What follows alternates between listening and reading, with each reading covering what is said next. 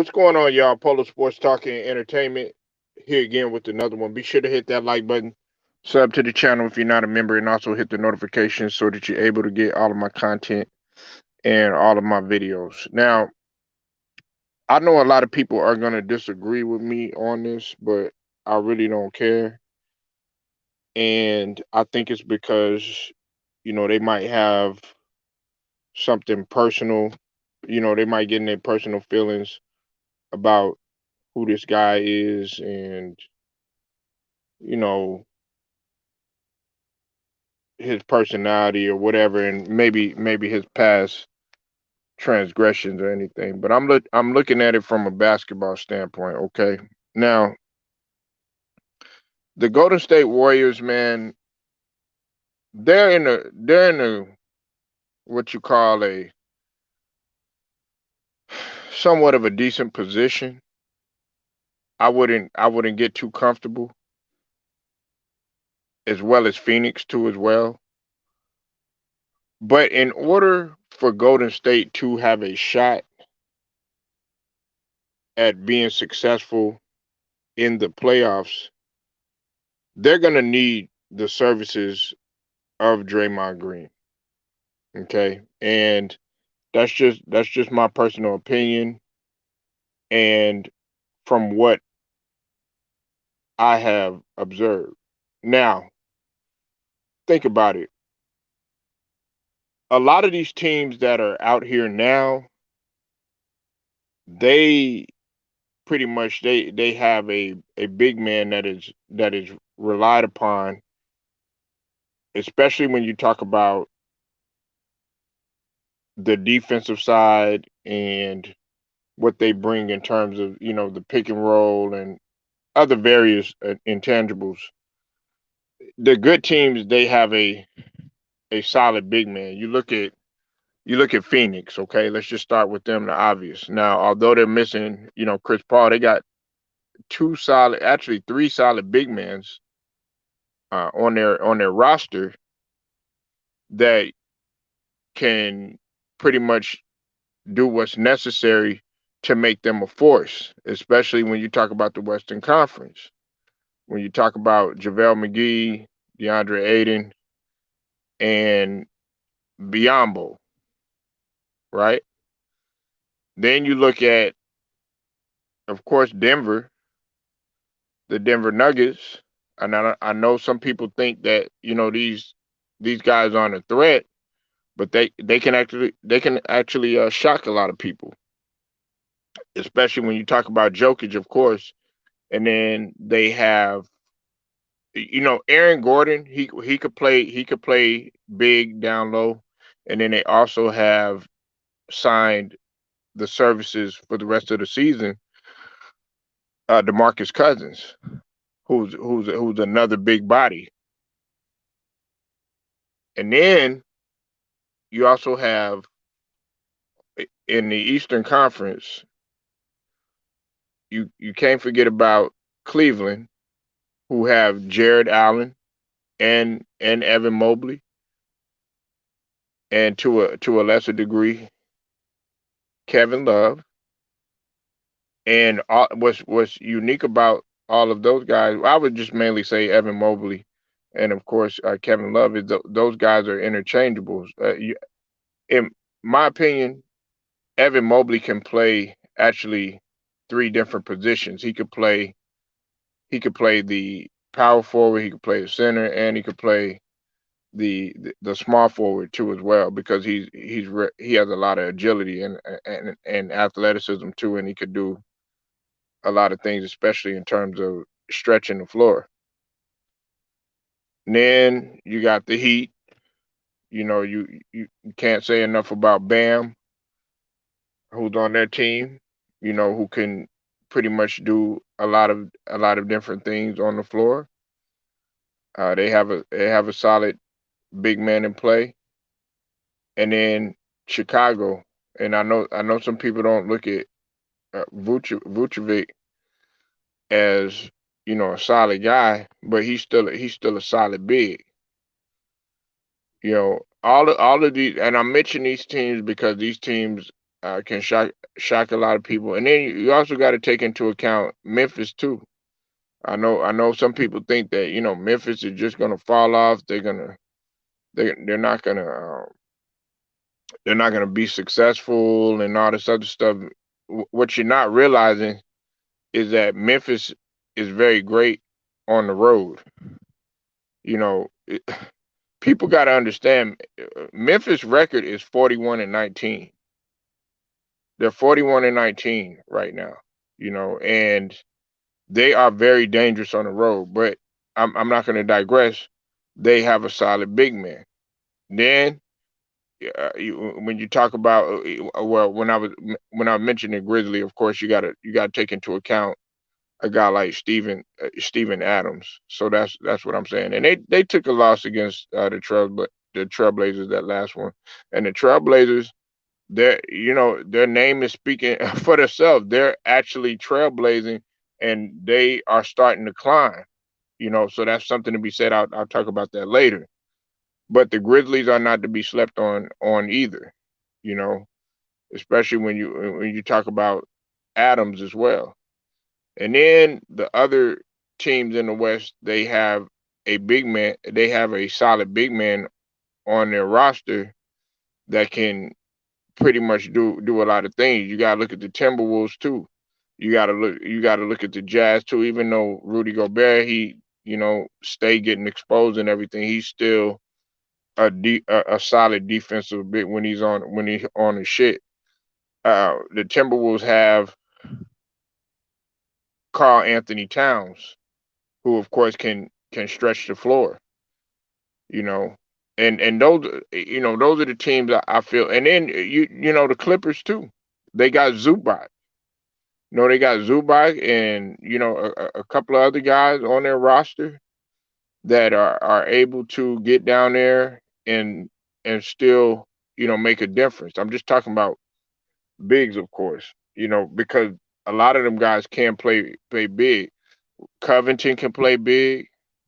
You know, then they have Hardenstein, and then of course you got Morris. Morris can get down there and play big too. I don't think people realize that either. To me, all three of those guys, like Morris, uh, Batum, Zubac, even Covington, those guys are interchangeable. They could play in different positions and stretch the floor.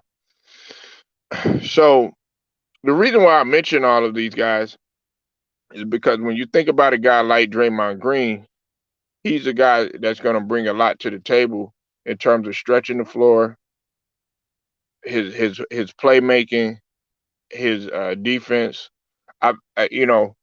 Defensively, he, I would say he's kind of he's not like once what he was. Now this year, up until this year, he once wasn't what he once was. Okay, like he still made the first team all defensive, but it was in my opinion that he had just taken a step back just a little bit, but it wasn't like he was trash on defense or nothing like that. He just wasn't, in my opinion, playing at that level that he was when he won that Defensive Player of the Year. But this year, up until he had got hurt and everything, um, he was up there in the conversation. But right now, you got to give it to other guys. Like right now, I think the front runners would be, you know, a guy like Mikal Bridges for the Suns, and let me see who else. Shoot, even Cam Johnson. I don't think um, Thibault on our squad is getting enough credit, and then Jared Allen, who's still a decent rim protector.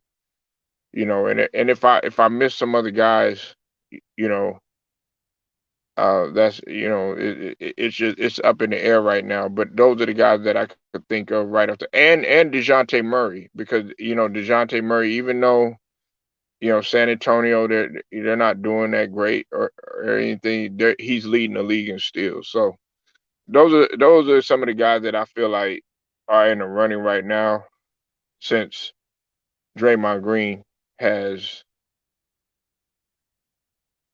been out, and we're waiting on Draymond Green to come back, and it's what 3 to 4 weeks. So we'll have to see what will take place. But I really feel like the Golden State Warriors, they need Draymond Green in order to be successful, regardless of what anybody says. They're still, in terms of their defensive efficiency, surprisingly, they're still number one. You know, that to me it's impressive, but we still got to think about the playoffs and the postseason, because this is the second half of the season. We got to see how they're going to do on this stretch of these little games that are left. But I do see the West starting to be a toss up, especially because of the injuries that have taken place. Now, if Phoenix maintains, hey, that'll be great for them. They'll be able to maintain. But I think another key thing that not a lot of people aren't looking at is their record without Draymond Green is 14-11. And yes, they have more in the win column, but they have a whole hell of a lot of losses. In comparison with Draymond Green, I want to say their record like 20 something and 6 or something like that. They had a real decent record with Draymond Green in the lineup. So we got to take that into account. They are 14-11 without the services of Draymond Green. And some people might say, well, what's the deal, Polo? His their record is above 500, but I'm looking at it from a standpoint they still lost a whole hell of a lot of games. It's nowhere near as great as if he was playing in the lineup, and we have to understand that. So Draymond Green playing is a huge factor, even more so right now than Clay. Even though Clay is starting to somewhat get his groove back, starting to get back in the rhythm and everything.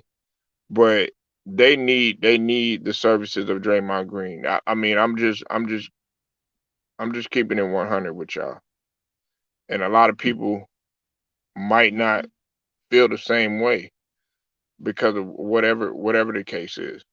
I really feel like if they have Draymond Green, they could be very competitive. Yes, I understand that they're 42-17.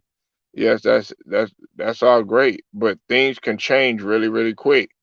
And I think people forget that the Jazz are up there, up there too. The Jazz have, they have Rudy Gobert and they also have Hassan Whiteside. Now the Mavericks, um, that remains that remains a question. We'll have to see what's going on with the Mavericks pretty soon. But the Warriors, I would not be surprised if they see some slippage, especially. And then when he comes back, he's gonna have to be in rhythm too. He got to get back in the rhythm. Got to get his legs up under him. Got to get acclimated and stuff. That's, of course, that's going to take a couple games. Might see some spurts here and there, but he's still going to have to get adjusted because he's been out for quite some time.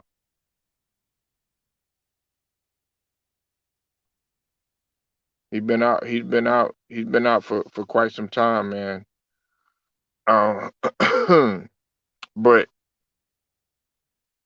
y'all, let me know what you think, man. I really feel like Draymond Green is going to take this team to another level. If they want to have a shot at a championship, they're going to need Draymond Green. And another thing is too, my last point too. This was another point I wanted to make too. Wiseman will be successful once he get on the court. It's just a matter of him actually getting on the court. But once Wiseman gets acclimated, I'm telling you, it's gonna be, man, Golden State is gonna be scary. They're gonna be real scary, man.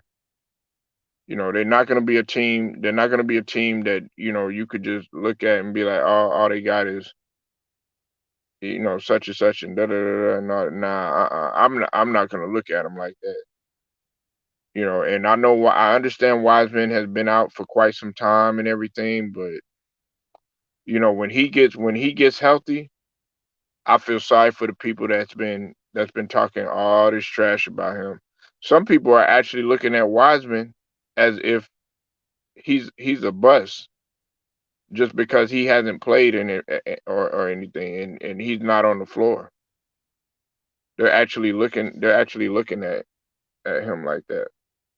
So y'all let me know what you think, man. Leave your comments. Like the video, share it, subscribe, hit the notification. Polo Sports Talking Entertainment, man. I'll get at you later.